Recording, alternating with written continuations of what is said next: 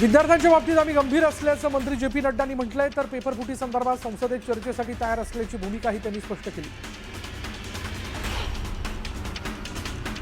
विद्यार्थ्यांचा मुद्दा सोडवणं हा राहुल गांधींचा मुद्दा नसल्याची टीका नड्डांनी केली आहे. तर राहुल गांधींच्या सर्व प्रश्नांची उत्तर देणार असल्याचंही ते म्हणाले. धर्मेंद्र प्रधानांच्या राजीनाम्याची मागणी योग्यच असल्याचं विरोधी पक्षनेते राहुल गांधींनी म्हटलंय. तर आंदोलनकर्त्या विद्यार्थ्यांना काँग्रेसचं पूर्ण समर्थन असल्याची भूमिकाही त्यांनी स्पष्ट केली. दिल्लीत पंतप्रधानांच्या निवासाबाहेर आंदोलन केल्यानं एकनाथ शिंदेंनी काँग्रेसवर टीका केली. राहुल गांधींना घातपात करायचा होता का? काँग्रेसच्या ठिय्या आंदोलनावरून एकनाथ शिंदेंनी हा सवाल केला. मागण्या मान्य केल्यास उपोषण मागे घेणार असल्याचं सोनम वांगचुक यांनी म्हटलंय. आत्महत्या केलेल्या विद्यार्थ्यांच्या कुटुंबियांना आर्थिक मदत देण्याची मागणी त्यांनी केली आहे. जे पी नड्डा आणि जितेंद्र सिंग यांना पत्र लिहून त्यांनी त्या मागण्या केल्या. मुंबईच्या शिवाजी पार्कात शिक्षण मंत्र्यांच्या राजीनाम्यासाठी विद्यार्थ्यांनी आंदोलन केले. राज ठाकरेंनी आंदोलक विद्यार्थ्यांची भेट घेतली. दरम्यान विद्यार्थ्यांनी राज ठाकरेंसोबत मागण्यांबाबत चर्चा केली. जंतर मंतरवरील विद्यार्थ्यांवर झालेल्या लाठीचार्जवरून उद्धव ठाकरेंनी सरकारवर हल्लाबोल केला. तर रावण आणि तुमच्यात फरक काय, असा सवालही ठाकरेंनी सरकारला विचारला. विद्यार्थी आंदोलनाच्या समर्थनार्थ अण्णा हजारे उद्या मौन आंदोलन करणार आहेत. विद्यार्थ्यांशी संवाद साधून त्यांचे प्रश्न मार्गी लावण्याची मागणी अण्णा हजारेंनी केली. विद्यार्थ्यांवरील लाठीचार्ज प्रकरणी दिल्ली हायकोर्टाची दिल्ली पोलीस आणि केंद्राला नोटीस त्यांनी बजावलेली आहे. तर आंदोलनाचं सीसीटीव्ही जतन करण्याचे आदेश देण्यात आले.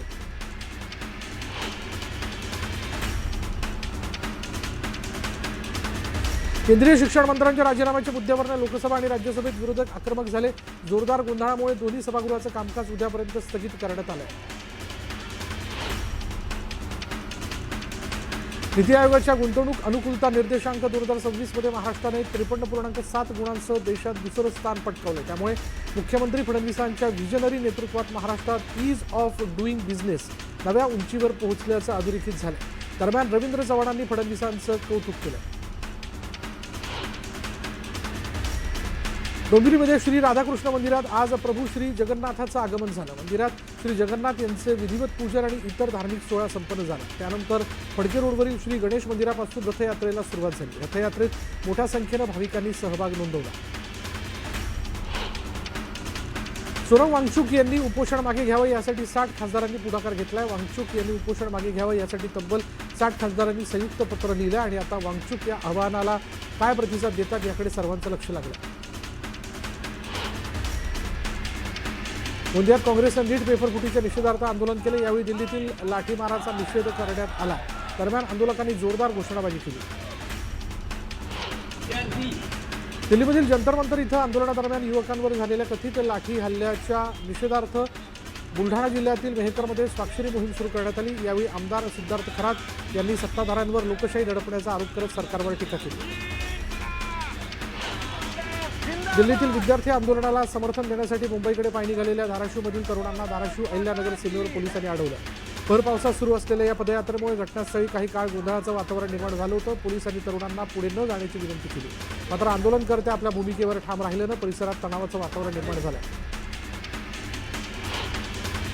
परीक्षा पद्धतीची विश्वासार्हता आणि दिल्लीत विद्यार्थ्यांवर झालेल्या हल्ल्याच्या निषेधार्थ अकोल्यातील जिल्हाधिकारी कार्यालयासमोर विद्यार्थ्यांनी आंदोलन केलं. आंदोलनादरम्यान विद्यार्थ्यांनी धर्मेंद्र प्रधानांच्या राजीनाम्याची मागणी केली आहे. परीक्षा पद्धतीमधील कथित गैरव्यवहारांची जबाबदारी स्वीकारून केंद्रीय शिक्षण मंत्री धर्मेंद्र प्रधान यांनी उत्तरदायित्व स्वीकारावं अशी मागणी विद्यार्थ्यांनी केली.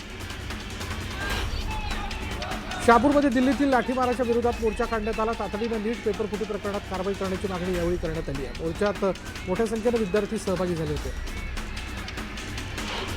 धाराशिवमध्ये भाजपनं काँग्रेस विरोधात आंदोलन केले. पंतप्रधानांच्या घरासमोर केलेल्या आंदोलनाचा यावेळी निषेध करण्यात आला. आंदोलनात मोठ्या संख्येनं भाजप पदाधिकारी आणि कार्यकर्ते सहभागी झाले होते. नाशिकमध्ये भाजप युवा मोर्चाकडून आंदोलन करण्यात आलं. काँग्रेस कार्यालयावर मोर्चा काढण्यात आला आणि पंतप्रधान मोदींच्या घराजवळ केलेल्या आंदोलनाच्या निषेधार्थ हे आंदोलन करण्यात आले. छत्रपती संभाजीनगरमध्ये भाजपनं आंदोलन केलं. काँग्रेस कार्यालयाबाहेर भाजपनं जोरदार आंदोलन केलं. यावेळी पोलिसांनी मंत्री अतुल सावे, खासदार भागवत कराड, महापौर समीर राजूरकर, माजी आमदार संजय केनेकरांची धरपकड केली. नांदेडमध्ये भाजपने काँग्रेस विरोधात आंदोलन केले. दिल्लीतील काँग्रेसच्या आंदोलनाचा भाजपने यावेळी निषेध केला. दरम्यान भाजप आणि काँग्रेस कार्यकर्ते आमने-सामने आले होते. यावेळी जोरदार घोषणाबाजी करण्यात आली. पोलिसांचा मोठा बंदोबस्त तैनात करण्यात आला होता. जालन्यात भाजप कार्यकर्त्यांनी काँग्रेस खासदार कल्याण काळे यांच्या जालन्यातील जनसंपर्क कार्यालयासमोर आंदोलन केले. यावेळी काँग्रेस आणि भाजप अशा दोन्हीही पक्षांचे कार्यकर्ते समोरासमोर आले. यावेळी दोन्हीही पक्षांचे कार्यकर्ते समोरासमोर आल्यानं पक्षांच्या कार्यकर्त्यांनी एकमेकांविरोधात घोषणाबाजी केली. परभणीत वसंतराव नाईक मराठवाडा कृषी विद्यापीठात उपोषण करण्यात आलं. विद्यापीठातील रिक्त पदं तातडीनं भरण्याची मागणी करण्यात आली आहे. पद न भरल्यानं कृषी पदवीधारकांवर अन्याय होत असल्याचा आरोप करण्यात आला. यवतमाळ जिल्ह्यातील आर्णी तालुक्यात काँग्रेसला धक्का बसला. जिल्हा परिषदेचे माजी सदस्य अनिल आडे यांनी शेकडो कार्यकर्त्यांसह शिवसेनेत प्रवेश केला. मुंबईत मंत्री दादा भुसे, उदय सामंत आणि संजय राठोड यांच्या उपस्थितीत हा पक्षप्रवेश पार पडला. अजित पवार यांच्या जयंतीच्या निमित्तानं कुटुंबियांनी त्यांच्या अपघातस्थळाला भेट देत अभिवादन केलं. उपमुख्यमंत्री सुमित्रा पवार, खासदार पार्थ पवार आणि जय पवार यांनी स्मृतीस्थळाचं दर्शन घेतल्यानंतर विमान अपघात झालेल्या ठिकाणी जाऊन पाहणी केली. यावेळी त्यांनी अजित पवार यांच्या स्मृतींना आदरांजली वाहिली. जळगाव जिल्ह्यातील अमळनेर कृषी उत्पन्न बाजार समितीत दिवंगत उपमुख्यमंत्री अजित पवार यांच्या जयंतीच्या निमित्तानं राज्यातील पहिल्या बैलगाडीवरील पूर्णाकृती पुतळ्याचं अनावरण करण्यात आलं. गुलाबी जॅकेट, डोक्यावर टोपी आणि बैलगाडी हत्तांनाच्या रूपातील हे शेतकरी स्मारक सध्या चर्चेचा विषय ठरत आहे. आमदार अनिल पाटील यांच्या हस्ते या पुतळ्याचं अनावरण करण्यात आलं. शेतकरी आणि कृषी क्षेत्राशी असलेलं अजितदादांचं नातं जपण्याच्या उद्देशानं हे स्मारक उभारण्यात आल्याचं आयोजकांनी सांगितलं. सह्याद्रीच्या घाटमाथ्यावर पावसाने जोरदार हजेरी लावली. पावसामुळे धरणातील पाणीसाठ्यात मोठी वाढ झाली. नदीकाठच्या नागरिकांना सतर्कतेचा इशारा देण्यात आला. साताऱ्यातील कोयना धरण परिसरासह पश्चिम घाटात मुसळधार पाऊस झाला आणि यामुळे धरणातील पाणीसाठ्यात मोठी वाढ झाली. गेल्या 48 तासात कोयना धरणात तब्बल 5 टीएमसी पाण्याची भर पडली.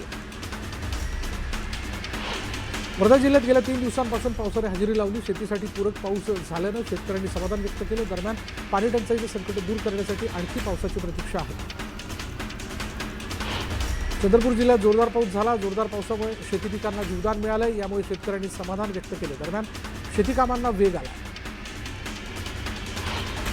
नाशिक जिल्ह्यातील अनेक भागात पाऊस झाला. यामुळे कादवा, भावली, पालखेड आणि पुणेगाव या 4 धरणांमधून पाण्याचा विसर्ग करण्यात आला.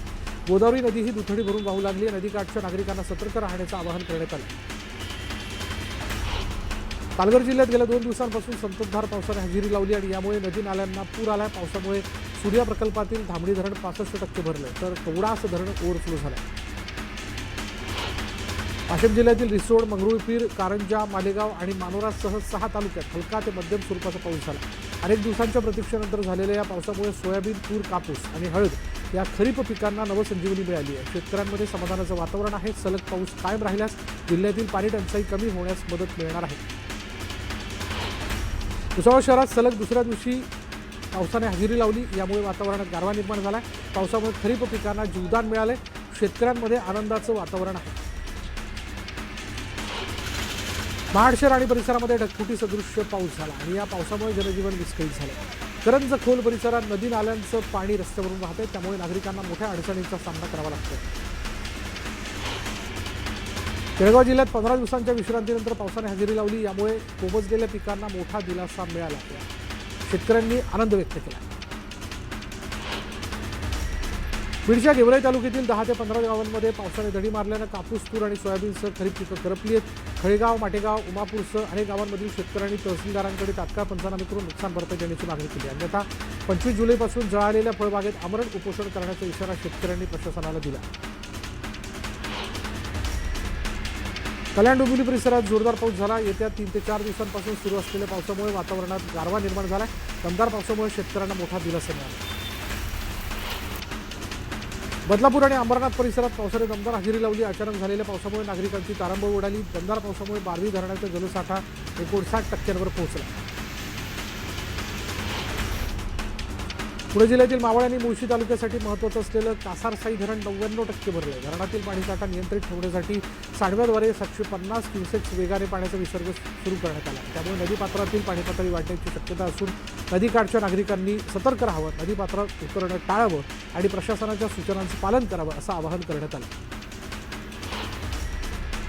मुंबईला पाणीपुरवठा करणाऱ्या सर्व 7 धरणांमधील पाणीसाठा कमी झाला आणि यामुळे मुंबईकरांवर पाणी कपातीचं संकट कायम राहण्याची भीती व्यक्त करण्यात आली. दरम्यान नागरिकांना पाणी जपून वापरावं लागणार आहे.